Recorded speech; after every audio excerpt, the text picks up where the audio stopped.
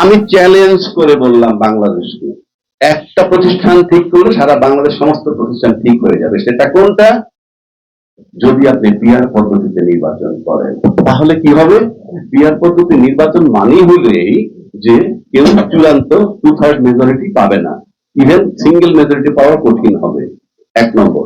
2 নম্বর হলো যারা পিআর পদ্ধতি চায়, আমি আমার বিশ্বাস তারা যে দেশকে ভালোবেসে চায় তা কিন্তু নয়।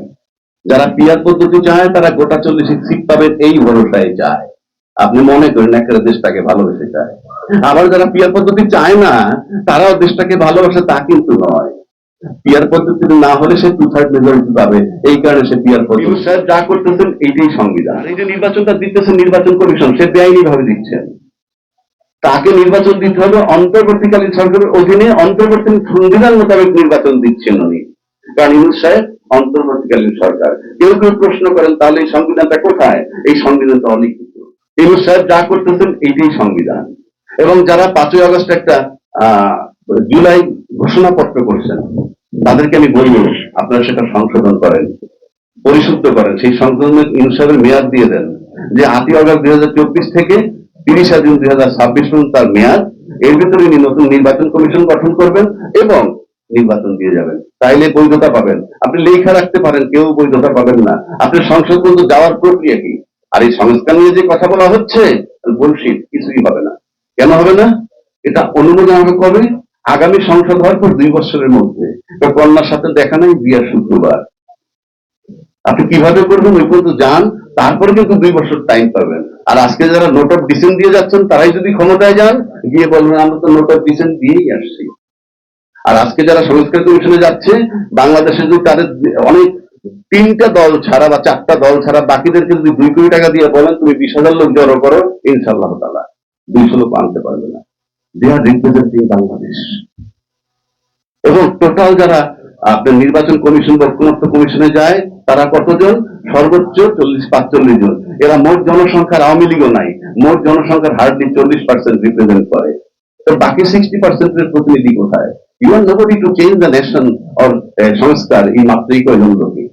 সুতরাং এটা অন্তর্বর্তীকালীন সরকারের অধীনে অন্তর্বর্তীকালীন নির্বাচন কমিশন নির্বাচন করছেন, সেটার বৈধতা জুলাই ঘোষণাপত্রের মাধ্যমে দিবেন। আরেকটা কথা বলি, এটা একটা রাষ্ট্র, এটা কোনো সমিতি বা ক্লাব না। আপনারা জানেন এখানে সাংবাদিকও আছেন, অনেক আইনজীবী আছেন। আমার ডান পাশে একজন একটা পার্টির প্রধান আছেন, একজন আইনজীবী। ওনারা জানেন যে স্কুল কমিটির যদি নিয়মের কোনো ব্যত্যয় ঘটে তাইলে রিট হয়, এরকম বহু সমিতি নিয়েও রিট হয় একটু ব্যত্যয় ঘটলে। আর সেখানে সংবিধান আপনাকে বলে দিছে যে সংসদ ভেঙে যাওয়ার 90 দিনের মধ্যে নির্বাচন করবেন। সেই মেয়াদ তো শেষই হয়েছে 7ই নভেম্বর মধ্যে। ইন এডিশন যিনি এখন বর্তমান নির্বাচন কমিশন, ওনার নিয়োগই হয়েছে ওই মেয়াদ পার হওয়ার পর 21 নভেম্বর 2024। ওনার পরিণতি কিন্তু নুরুল হুদার মতো হবে ভবিষ্যতে। দেশটা কোন সমিতি বা ক্লাব নয়, এটা একটা রাষ্ট্র, এটা তামাশা নয়। আজকে যারা বিদ্রোহ, আমি মেহরবানি করবো এই কথাগুলো আপনি উঠাই দিয়েন, অন্তত পত্রিকায় উঠান। এটা রাষ্ট্র, এটা কোনো সমিতি বা ক্লাব নয়। সুতরাং এই যে ফ্যাসিজমের সবকিছু বহাল রেখে আপনি আবার নির্বাচন করবেন, নির্বাচন করলে সে ধরেন 91, 96, 2001, 2008 এই 4টা নির্বাচন যদি আমি মোটামুটি ভালো নির্বাচন ধরি, তাহলে কিন্তু একই দল 2বার ক্ষমতায় ছিলেন না। 91-তে যিনি ছিলেন 96-তে আউট, 96-তে যিনি ছিলেন 2001-এ আউট, 2001-এ যিনি ছিলেন 2008-এ আউট। কাজেই বুঝতে হবে দুইটা দলের কেউই এক টার্মের জন্য গ্রহণযোগ্য হয় নাই। এক টার্মের জন্য গ্রহণযোগ্য হয় নাই মানে তার ব্যবহার খাচ্ছ খারাপ দেখছো, বিকল্প করছে। কিন্তু এই মুহূর্তে বাংলাদেশে কিন্তু দ্বিদলীয় ব্যবস্থাও নাই, একদলীয়। সেটাকে আপনাদের সবাই মাথায় রাখতে হবে। দেশটাকে যদি ভালোবাসেন তাহলে আপনাকে চিন্তা করতে হবে। আপনি গণতন্ত্র মানে এই না শুধু একটা নির্বাচন করা। নির্বাচন করাই গণতন্ত্রের একটা মাত্র মেজারমেন্ট হতে পারে, কিন্তু চূড়ান্ত নয়। 1 নম্বর। 2 নম্বর, যারা গণতন্ত্রে বিশ্বাসী তাদেরকেই ভাবতে হবে যে শক্ত বিরোধী দল কিভাবে আনা যায়।